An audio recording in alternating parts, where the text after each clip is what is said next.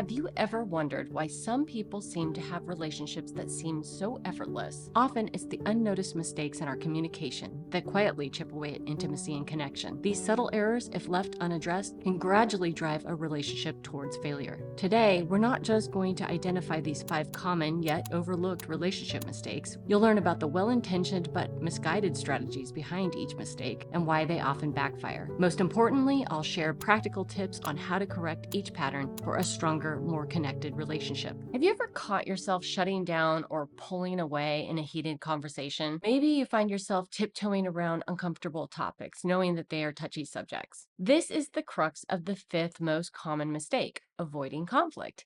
This can look like withdrawal, where you pick up your phone and start scrolling instead of working through an uncomfortable conversation. It can look like pretending there's nothing wrong. It can look like walking out of the room when things get too heated. It can look like avoiding certain subjects or stonewalling, where you shut down and refuse to continue working through things. This strategy actually stems from an instinct to protect yourself or even to protect the relationship. It's a defense mechanism. When things get intense, avoiding conflict seems like the easiest way to keep the relationship intact. We do this because we want to help our relationships. However, this strategy really hurts us in the long run.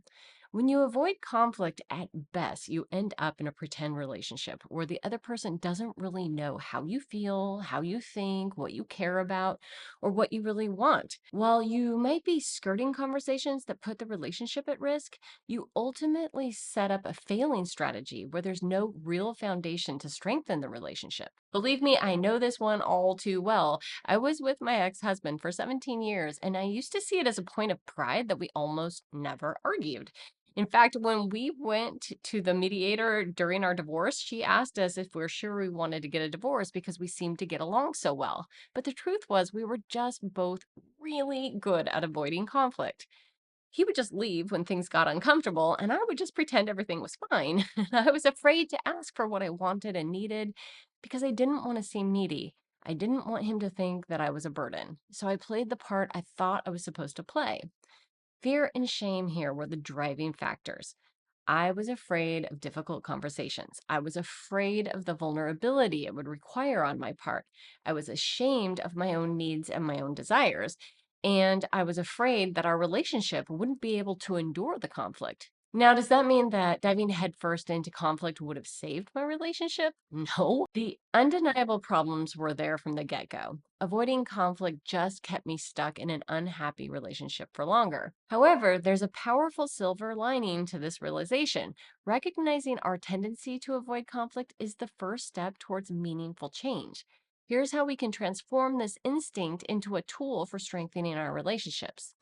Conflict, when approached thoughtfully, can actually be a growth opportunity for a relationship.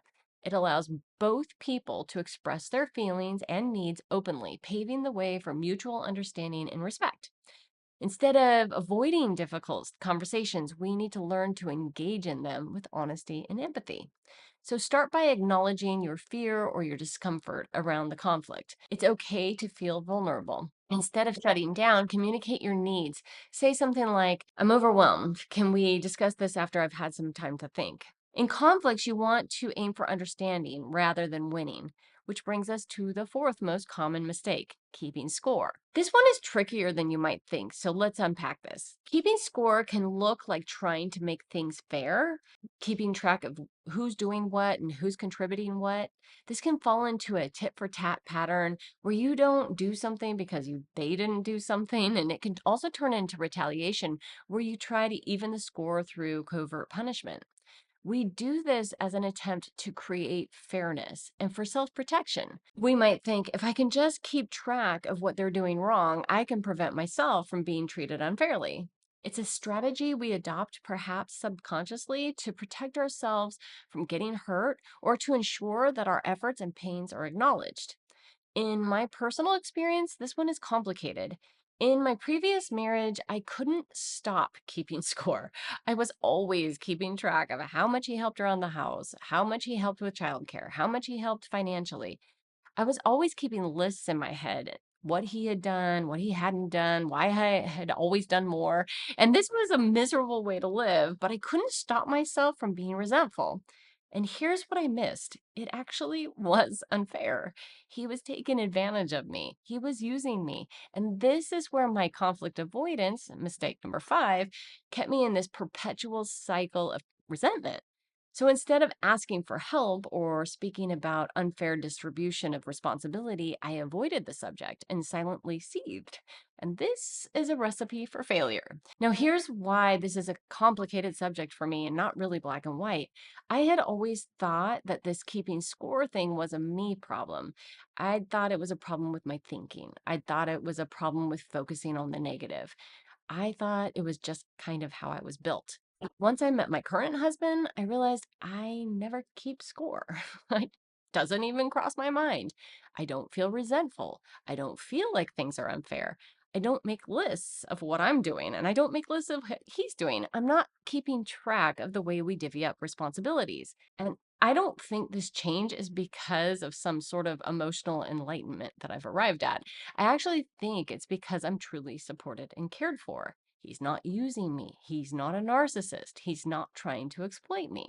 Being in the coaching and personal development space for the past 20 years, I found there's this weird way that we actually use positive thinking to perpetuate abuse. In my case, I took it upon myself to think that I needed to change a negative thinking pattern, basically thinking that if I could just change myself, then this pain would stop. It's a type of spiritual bypass where you think you can just choose better thoughts and arrive at a better outcome. But when you're being abused, exploited, or used, you absolutely must address it. Which brings us to how to improve this issue of keeping score. It starts with self awareness. Begin by acknowledging when you're keeping score. Check in to see if you're constantly tallying contributions or faults. And then next comes the reality check. You have to be really honest with yourself. Are things truly unfair, or are you just in a mental habit of thinking that you shouldn't have to do X, Y, or Z? If things are truly unfair, ask yourself why you're tolerating this unfairness. If this seems like a mental habit, ask yourself what you specifically need to address in your relationship to try to alleviate the pattern. Speaking of patterns, let's talk about mistake number three: an unhealthy expression of emotions. Have you ever wondered why communicating our emotions in relationships can be so challenging? We often swing between two extremes: explosive emotional outbursts or being emotionally stoic or unavailable. Why do these patterns emerge and how do they affect our connections? On one end, there's this tendency to explode and throw tantrums, and this might look like rage, unbridled envy, shouting, hysterical crying. And on the other end, there's this being stoic, emotionally unavailable, or out of touch with our feelings. And this might look like numbing out, blinking out, zoning out. It might look like cracking a beer or pouring a glass of wine. It might appear to be more peaceful or civilized, but don't be fooled. Both ends of this spectrum can create significant barriers in our relationships. Emotional outbursts like anger or frustration can be overwhelming and damaging, leading to hurtful words and actions. Spewing your emotions all over someone is just a way to off-gas your discomfort at their expense. And it's not healthy and it's not a useful strategy. On the flip side, being emotionally stoic or unavailable may seem like a way to maintain control or protect yourself from vulnerability, but it often leaves our partners feeling isolated and disconnected. Even worse, being disconnected from your own emotions cuts you off from crucial feedback and inner guidance. These reactions often stem from how we've learned to handle emotions in our past, whether it's our family of origin, past relationships, or even societal influences. Emotional outbursts can be a learned response to feeling unheard or powerless, while emotional stoicism can be a defense mechanism against vulnerability or hurt. These are two ends of the same dysfunction: being unwilling or unable to handle your own emotions. I grew up in a household with explosive rage and fury. My mom would fly into hysterics, throw tantrums, scream and cry, and my dad would break things and slam doors and scare me. Growing up in a household like that, I vowed to always keep cool calm and collected. And while this might seem like a great strategy, what I was actually doing was dissociating and distancing myself from my emotions. Instead of being aware of anger, fear, or sadness, I just slip out the back door of my mind until I felt comfortably far away from the problem. Emotions are meant to be a check in. They are meant to be a system for clear inner guidance. Being cut off from my anger, I wasn't able to recognize boundary violations. Being cut off from fear, I wasn't able to register when I was in danger. And being distanced from sadness, I wasn't able to grasp how lonely or heartbroken I felt in my last relationship. If you struggle with this, I have a self guided course called The Four Voices that goes deeper into this subject, helping you understand your emotions, how they work, and how to use them for inner guidance. I'll link it below. Before we get into the number one mistake that everyone makes without realizing how detrimental it is, let's talk about the mistake you're probably not even aware that you're making. This one was big for me, and I honestly thought I never did this, and boy, was I wrong. Mistake number two is the need to be right. Now, before you blow this off and skip this, hear me out because this is way more common than you think. Have you ever caught yourself in a conversation insisting on correcting the facts or steering it towards accuracy? This is a classic sign of the subtle yet pervasive trap of needing to be right. It's not just about winning a big argument. Sometimes it's the small moments where you insist on factual accuracy or the correct version of events, information, or details. For example, your husband might say, "We got there at 5," and you gently correct him, say, "No, we got there at 5:15." Or it might come up as a way to curtail exaggeration. You might say something like, "Well, she wasn't furious, she was just annoyed." Or you might find yourself trying to review specific dialogue points, something like, "That's not what I said. What I said was dot, dot, dot." Sometimes it's an even longer or larger process where you might believe that if you can just get them to agree on the facts, or if you can just get them to understand what you actually mean or what actually happened, or if you could just explain what you were thinking, then you could finally come to an agreement. All of this falls into the ugly category of needing to be right, and it's an intimacy killer. It turns discussion into a battle to be won rather than an opportunity for mutual understanding. This approach often stems from a desire for validation or fear of vulnerability. And I find this a lot with clients who are recovering or still involved in narcissistic relationships. And this was me as well. I think after years of being gaslit, I was desperate for truth, for someone to understand me and to hear what I said and to believe me. It wasn't so much about competition for me, but more about trusting myself and having someone else trust me as well. But regardless of the intention, insisting on being right is a losing strategy. It creates a dynamic where one person's perspective dominates, leaving the other person feeling unheard, invalidated, and sometimes even gaslit. The focus shifts from understanding and empathizing with each other to proving a point, which erodes the foundation of trust and mutual respect. Okay, to start working on this, be aware of when your need to be right starts to surface. Is it during specific topics or situations? Understanding your triggers is crucial. And then value empathy over accuracy. Shift your focus from winning the argument to understanding the partner's perspective. Show empathy and validate their feelings, even if you disagree on the facts. And then you need to let go of control. Accept that you don't always need to control the narrative. Embrace the idea that different perspectives can coexist without one being right or wrong. Most of all, choose the relationship over the facts. If you want to build intimacy, trust, and connection, you must prioritize the relationship. Instead of focusing on factual accuracy of a conversation, try to understand the feelings and the perspectives of the other person. Now, on to the number one most commonly overlooked relationship mistake, something we've probably all been guilty of at some point: complaining.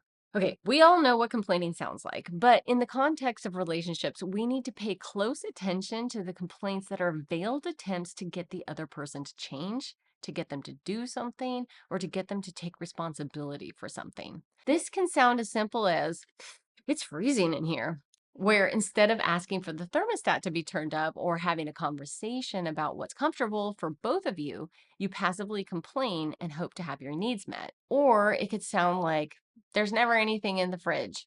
Where instead of asking for help with groceries, you grumble and place ambiguous blame. It can sound like, oh, I'm so exhausted. Where instead of having a difficult conversation about getting more support with the kids, you make cryptic remarks that aren't really helpful. Complaining is basically a negative expression of dissatisfaction or frustration without offering a solution or a path forward.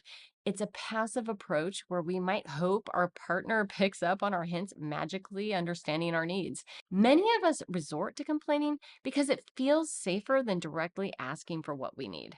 There's a vulnerability in making a request or expressing a need directly. It's also really scary. Asking for what you need or want, whether we're talking about chores around the house, finances, or sex, it's vulnerable. If you actually ask for what you want, you run the risk of being rejected or even worse, ignored. And this is actually the positive intention behind complaining. It's a bizarre attempt to get what we want without having to take risks in the relationship. If you can just complain and magically get what you want, you don't ever have to find out if the person is truly supportive, kind, or generous. You don't have to know if they share your values. You don't have to be rejected, hurt, or ignored. Just this past year, I found myself doing this. I'd complain about the weather, I'd complain about the fog, I'd complain about the isolation of living in the country. And I was doing this for months before I finally heard myself. And I was like, Meadow, what are you doing? I know better. I teach this, and yet I still fell into this trap. The problem with this habit, beyond the fact that it's super annoying, is that complaining never actually addresses the problem. So, first, you have to figure out what the problem is. Then you turn the complaint into a request where you ask for support, help, or change directly. And that's really hard. This recent one took me a few months, even though I kind of heard this voice in my head right away say what the problem was. I heard it and I was like, that's too big, too scary, too risky. I was like, nope, that can't be it. But after a few months, I just kept coming back to the same sentence over and over. And that meant I needed to have a very difficult conversation. I had to be very honest with my emotions. I had to expose my vulnerabilities and put my relationship at risk to ask for what I needed and wanted. And even though I know my husband loves me and supports me, asking for help or support is always super scary for me. So here are some ideas to help you practice a better strategy. First, you need to spot the pattern. You need to be aware of when you're complaining versus making a clear request. Then practice stating your needs and requests clearly and respectfully. Use phrases like, I would really appreciate your help with dot, dot, dot. And make sure to focus on solutions. Instead of highlighting the problem, suggest possible solutions or alternatives. Understanding these relationship mistakes is the first crucial step in creating harmony in your relationship. But let's face it, there are situations where no matter what you do or what you try, you have to face a hard truth. The relationship just isn't working. Which brings you to a really difficult question. How do you know when a relationship is over? Click this video to learn the 3 signs it's time to leave, where you'll learn my 3-step process showing you what you need to do, what you need to know to help decide whether you should stay or go.